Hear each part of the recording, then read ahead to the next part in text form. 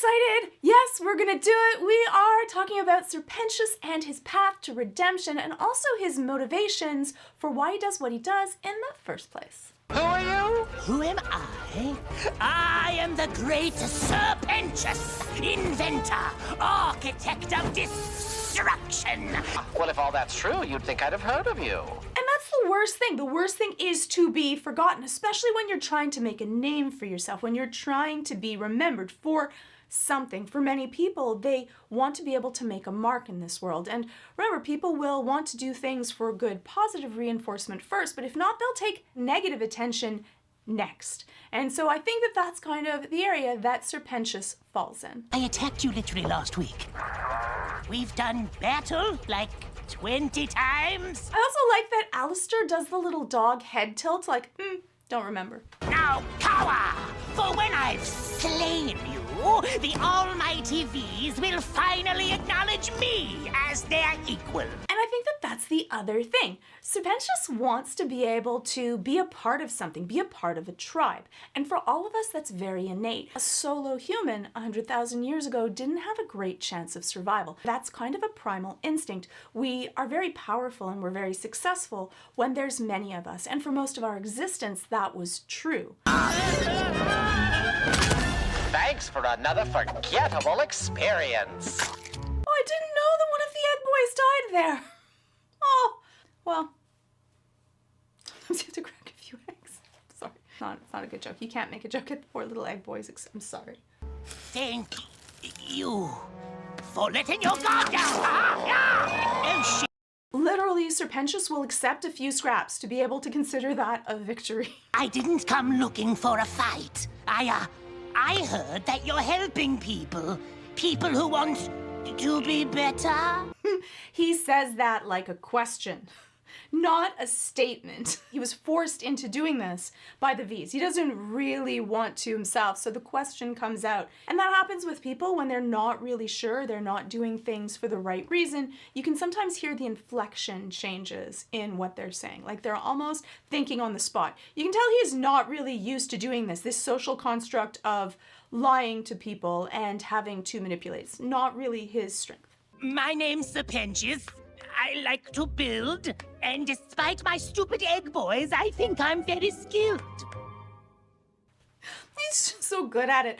I love that he's such a keener, right? Like, he's doing this just to impress the V's. This is not sincere from him, but he still puts everything into what he does, and that's often an innate trait in some people. Some people are really keen and they like to be involved in whatever it might be, and especially for Sir Pentious, because I believe that that's his want, to belong and be a part of something. And those are wonderful people to have around, because if you start something, you do something, they'll join in and encourage that. And that's a wonderful trait, but the problem is that sometimes that trait can be overly influenced to be involved in something that's nefarious or not that thoughtful, and it's hard to leave the tribe, to do something against the group that you want to be a part of. And so you want to kind of monitor that need to want to belong if there are people you really want to belong with. Hey, you. Who, me? You look like a kid who could use some devil's dandruff. Not me. I have to go home and study. He plays everything up so well, so cutely.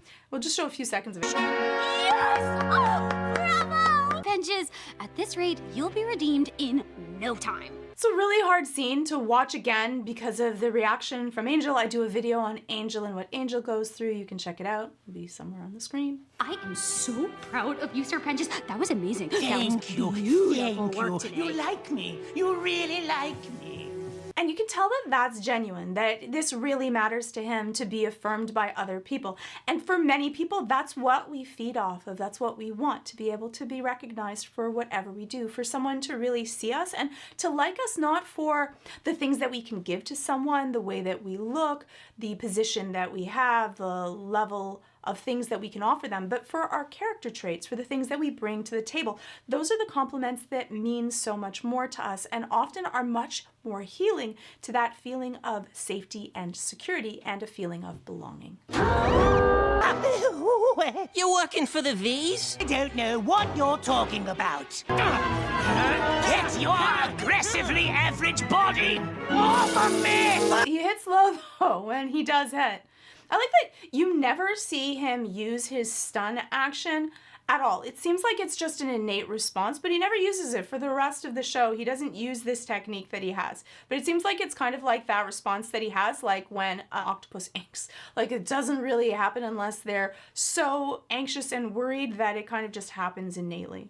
Some of us have that. Well, not people ink, but like, you know, sometimes people might freeze or might attack or might punch. Sometimes it happens without you really thinking. You want to be able to monitor that and be able to utilize it when it's beneficial for you, because if you have a response that happens when you don't want it to, it can actually end up being quite a negative reaction as well. Agent Pentious in need of immediate evacuation! Pentious, wait, you were caught? If they don't kill you, go ahead and do it yourself, you miserable failure! It's such a difficult emotion when you're working so hard to be a part of something and to still be rejected. For many of us, we have that fear of abandonment, that want to be included in a group, to be looked up to. And so for Sir Pentious to do the best that he could, but then to be mocked, and not only mocked, but then to be ridiculed to such a level that we're worthless to someone else, it can be really soul-crushing. And it's just such a hurtful thing. And for Sir Pentious, you can tell that he goes through that feeling of it really hurts who he feels he is as a person, and kind of ruins that sense of who he might be, that he's been working so hard to be looked up to and to be good at something, to be feared, to be revered. And even in this case, he still fails. And that fear of failure can often drive us sometimes to success, but sometimes to not accomplishing the dreams that we could do because it hurts so much. For many people, they might even quit before they failed because that would be better. At least that means that they didn't try. And that's one of the main fears that I help people deal with, to be able to get over that fear of failure so that you can at least try, because if you don't try, there's no chance of success at all. At least if you try, even if you make mistakes, you learn something, and that's how we improve and grow. Just make it quick, I guess. Not that I deserve it. Oh. And you could say, is he doing this as a manipulation tactic? Sometimes people go into the victim in order to make people feel bad for them. Again, I love Sir Pentious, so that might color my view, but I actually believe that that's how he actually feels about himself. That he's now without any of his bravado, and it hurts just so badly that he would just rather not have to deal with this anymore. Gladly.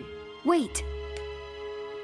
Pentious? I love his little eyes, the big fat cryy eyes. They're so cute. It starts with sorry.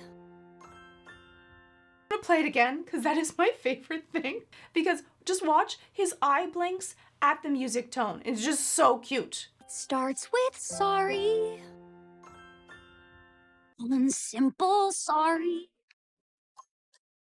The beautiful thing with this moment is that this is him at his worst. He's always trying to put up this bravado, to act like he's big and he's tough and he's doing all of these things for attention. But Charlie, this is seeing him at his worst, when he's just failed, when he's been rejected. And for someone to be able to accept you at that moment, it's so very healing. And when Charlie touches his kind of chest to say that, like, I see you beyond this and I'm going to accept you even for all of the horrible things that you've done, I think that that's those healing, unconditional love moments that for many of us is what we hope and dream and seek from others. Who could forgive a dirtbag like me? I don't deserve your amnesty. And he's just so cute. He's such a ham, but I love it. He plays everything up to the nth degree to get as much attention as he can, but there's something that I find is so beautiful and wonderful about it. I'm really looking forward to shooting the other residents. What? Why? Everyone is being too nice. Obviously, it must be a lie. I can sense they are planning to kill me. But when? How? And it's a really cute scene, but People actually do this. People often do question, especially if they've gone through a sense of betrayal through their lifetime. If their family of origin wasn't very safe, they're often taught that everyone must be out to get you. And so why would anyone be nice to you? That the only reason would be because they're planning something or they want to hurt you. They want to get something from you. So they actually don't really even comprehend that anyone could do something altruistically or because they care about you because they actually care. So they're always thinking of trying to have to protect themselves. And so thinking, what must people be up to? What is this ulterior motive that they must have? Because there's no way that anyone could be that nice. You need to get rid of these things. What? Not my little egg boys? Do you want to stay here and redeem yourself?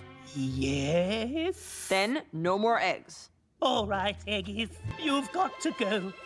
I can't keep you anymore. And often that can cause that attachment injury, can often cause you to be overly attached to people. Actually, an anxious attachment, that's when people leave. You can go through a lot of distress. You need them. And you can tell that for Sir Pentious, he really cares about his egg boys. He sees them as his friends, his minions, the people that he has always around him, his secure base. Okay, boss. No, don't resist. This is how it has to be. Though they don't seem to be that attached. They really kind of are these little perfect soldiers. They just do what they're told to do, but they don't actually have the same attachment to Sir Pentious. But in his mind, they do. I don't want to live without my minions. Nobody catch me.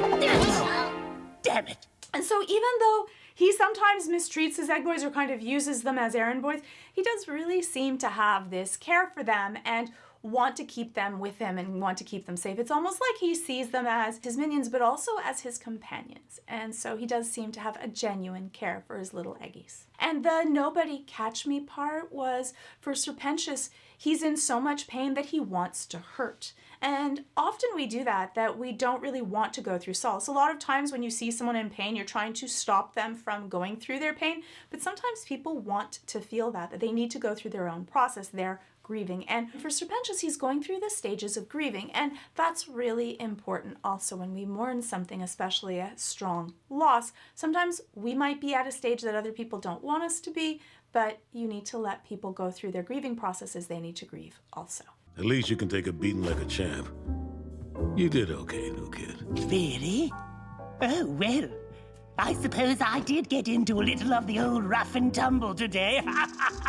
And, thank you for pulling me out of there. And you can see how that's what matters to Sir Pentious. So he didn't really do particularly good in the fight. He didn't really win. But that wasn't about it. It was that he feels this sense of belonging. He's part of a team. Yes, with the dismembered arm, yes. That was particularly unpleasant. I like that part. He's now part of a tribe, and he's put in time where people appreciate him for the skills that he brings to the table and accept him for who he is. He doesn't have to pretend to be this big bad fighter in order to be accepted and liked. And that's a wonderful thing when you can take off that mask and just be whoever you are, and the people around you will accept you for that. That's that lovely group of people that you don't have to fake or try to pretend or wear a mask for. It's really healing, really soothing, and it's wonderful to be just recognized and accepted even when you're at your worst or you've made mistakes. That's that feeling of trust. And those kind of relationships are also really healing for attachment injuries where you've gone through not trusting people. Those are the things that start us to be able to trust people again. Why don't you give them back to Pentious? Really? After today, I guess I can trust you with them. Ah, my eggs! Yeah! Oh, it's so good to have you back. Now go clean my quarters this instant! And also a wonderful feeling when you get reunited with those that you really care about, even though he still sends them to do the bidding that he has to do, like clean things up. But you can also tell that genuine, warm feeling that he has to be able to have his troop back. And I was not supposed to talk about it. Oh, I'm so sure, and maybe you'll meet Martians tomorrow. But now is time for sleep. Good night, Eggies. I love that he kind of like sleeps with his egg boys. If you were thinking that perhaps he doesn't actually care for them, I think that that cuddling of them all sleeping together is really sweet, but also how he kind of dismisses what they say, which often is what we do with children, which we shouldn't, but it's kind of like, yeah, how cute, the unicorns and rainbows will show up tomorrow as well. We're kind of dismissing it. Let's just get on with whatever we have to do. I'm going out with Angel and I gotta drag your sorry ass along. Oh, you and me are going out? Like, for fun? I didn't think this would ever happen. What do I do? What do I wear? So you can tell that Sir Pentious hasn't had a lot of socialization. He hasn't really been with a lot of people. That's why he's gathered his egg boys to be his people, so he's not alone. A lot of people will talk to their stuffies or their plants or their pets. Sometimes we use that as a secondary form of socialization.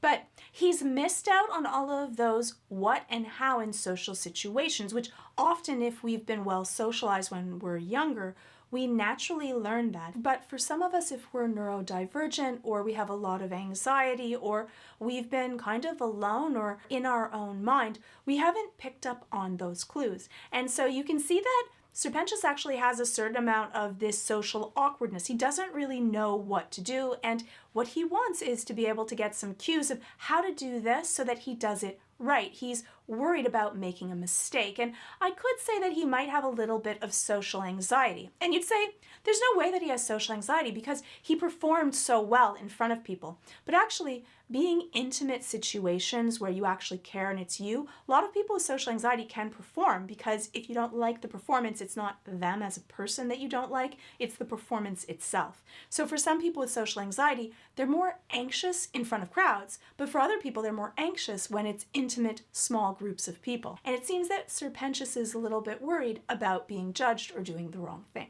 which could very well be a certain amount of social anxiety as well. Miss Bomb, I'd like to buy you a drink. Why? Didn't you say we're arch rivals? Because I'm buying everyone a drink. The thing with when you're drinking a lot of alcohol is that it actually shuts off the part of your brain that deals with judgment.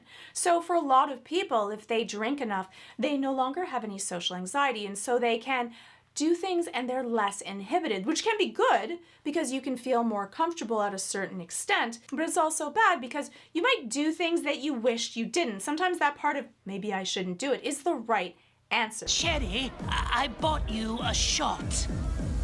Because I bought everyone another shot. Hooray! Plus, for people with social anxiety, it can also become a crutch where you become addicted to lowering your anxiety through alcohol, and so you're not going to do it through other means. And it can grow an addiction where you need to have alcohol to even do some of the most minor of social situations. You would need to have a drink beforehand. And so I would say that it's a maladaptive coping mechanism. You should really deal with it through going through your own desensitization or cognitive behavioral therapy or any type of therapeutic way to be able to lower your levels of social anxiety, because you can.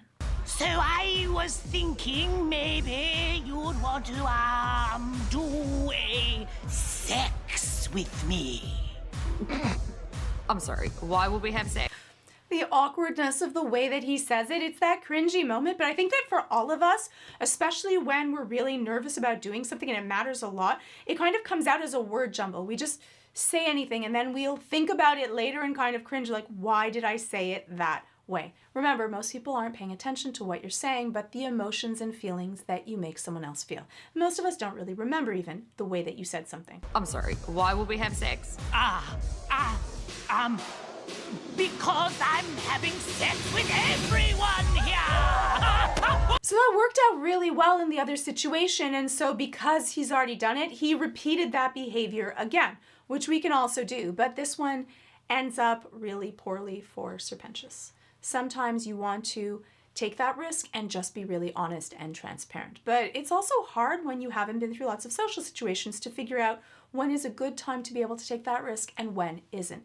But unfortunately, the only way that we get better at that is by practicing, looking over things, and rationalizing which way would I want to do it if I did it again. What in the hell are you supposed to be? General Pentious reporting for duty. I'll turn those rapscallions into soldiers in no time at all. Thank you, Pen. And so again, being that person that kind of goes all in for things, he shows up, he's got a new outfit, he's ready, and for a lot of people, they might just be doing that as a sign of show. In the end, it's not really how much emphasis or even how much enthusiasm someone has, but when the chips are down, what does someone really do? That shows who someone's character really is. When times are difficult, will they show up there or will they leave you? And for Sir Pentious, I think that shows the amount of gravity in his character and also why I find him so very endearing. I want to tell you that I'd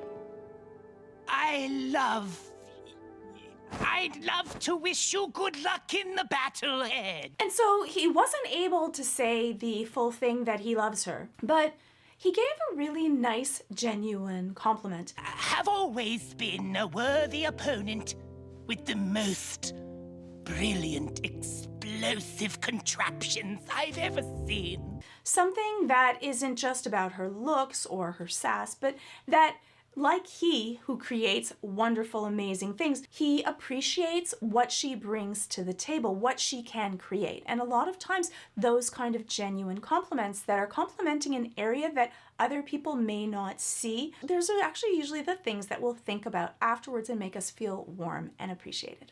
Anyway, I guess, please don't die tomorrow, okay, bye. That escape when your anxiety gets too high and so you have to leave is also really common. You go through that fight or flight. And for Sir Pentious, in these social situations where his heart is on the line, his anxiety response is flight. And we often have the same kind of anxiety response to the same types of situations. So we might not always fight or always flight, but maybe when it's like our heart's on the line, we will more often want to avoid a situation. And for Sir Pentious, that's his common pattern. Gonna last long unless we do something about him. Of course.